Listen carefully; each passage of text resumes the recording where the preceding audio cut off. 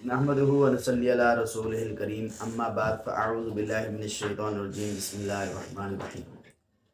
आज की इस वीडियो के अंदर मैं आपको इस चीज़ की मालूमात दूंगा कि किस तरह घर के ऊपर जादू होता है, और जब घर के ऊपर जादू हो जाता है तो उसकी अलामतें क्या होती हैं और उसके नुकसानात क्या क्या होते हैं, और उससे बचने के क्या तरीक़ाकार है, उसको ख़त्म करने का क्या तरीक़ाकार है। सबसे पहले मैं आपको ये बताना चाहता हूँ कि जब घर के ऊपर जादू हो जाता है तो फिर इसकी क्या सूरत हाल हो जाती है। तो जब जादू घर के ऊपर वाक़या हो जाता है, जादू करने वाला जादू कर देते हैं अपनी बदबख्ती की वजह से, अपने अंदर जो दिल के अंदर उनके हसद या कीना होता है वो हसद और कीना निकालते हैं और इंसान के घर के ऊपर जादू कर देते हैं। तो जादू की वजह से घर के अंदर सबसे पहला जो काम होता है कि अचानक इंसान बीमार हो जाता है। उस घर के अंदर रहने वाले अचानक बीमार हो जाते हैं।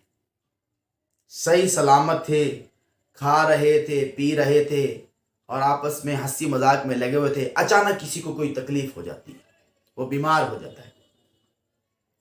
इसके अलावा दूसरी अलामत ये है, दूसरा हालत क्या हालत पैदा होती है, दूसरी हालत ये पैदा होती है कि घरेलू नाचाकी हो जाती है।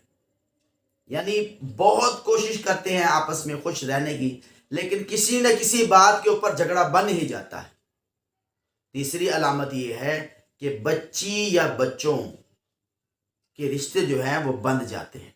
यानी रिश्तेदार आते हैं, रिश्ता देखते हैं, एक दूसरे को पसंद भी कर लेते हैं, एक दूसरे की बात समझ में भी आ जाती है, लेकिन अचानक पता चलता है जी रिश्ता तो हुआ ही नहीं, ख़त्म हो गया रिश्ता, बात आगे चल ही नहीं सकी। बच्चियां परेशान हो जाती हैं, बच्चे परेशान हो जाते हैं।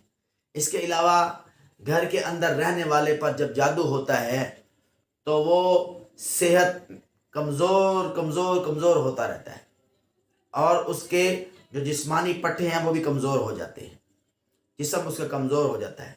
एक दूसरे की बात पसंद नहीं आती, एक दूसरे से हर वक्त लड़ने को दिल करता है, एक दूसरे से लड़ते रहे।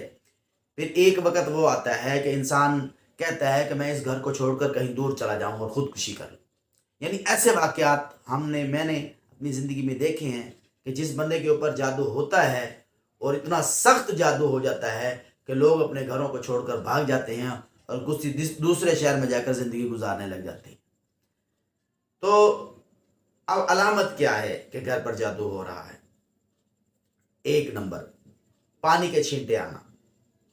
अब पानी के छींटों की मैंने मुख्तलिफ वीडियो में जिक्र किए हैं, इसलिए मैं बार बार जिक्र कर रहा हूँ कि आप लोगों को समझ आए कि ये जो पानी के छींटे आ रहे हैं ये जादू की वजह से आ रहे हैं। ऐसे नहीं आते पानी के छींटे, आप जा रहे हैं और घर में पानी के छींटे आकर गिरे।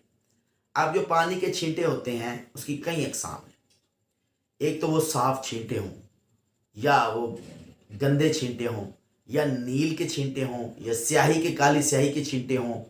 तो ये जो थोड़े से वाइट कलर के होते हैं, थोड़े से लाइट कलर के होते हैं, वो जिन्नात होते हैं, वो शयातीन जिन्नात होते हैं जो नेक होते हैं, मुसलमान होते हैं।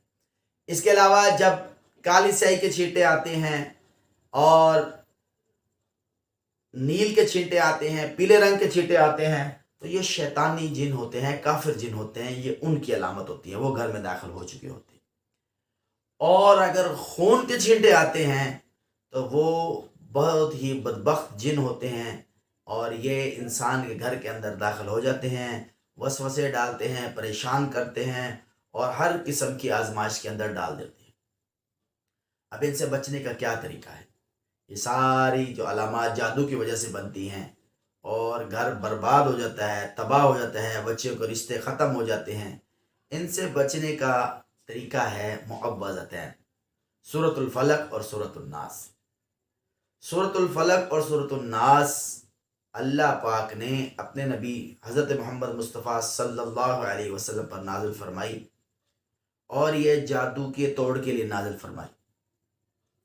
मैं पाकिस्तान के अंदर तकरीबन तबलीग की बरकत से गली गली मोहल्ले मोहल्ले गया हूँ اور بہت سے علماء کرام سے میں نے ملاقات کی ہے، مفتیان کرام سے ملاقات کی ہے، اور بہت بڑے بڑے پیروں سے بھی میں نے ملاقات کی ہے۔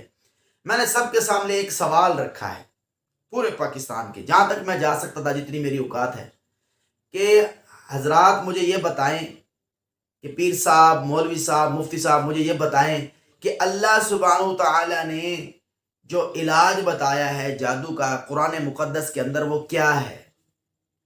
تو سب نے ایک ہی جواب دیا ہے کہ سورۃ الفلق ہے اور سورۃ الناس ہے، جس کے ذریعے نبی کریم صلی اللہ علیہ وسلم نے اپنا علاج فرمایا۔ اور معوذتین ان کو کہا جاتا ہے، سورۃ الفلق اور سورۃ الناس کو معوذتین کہا جاتا ہے۔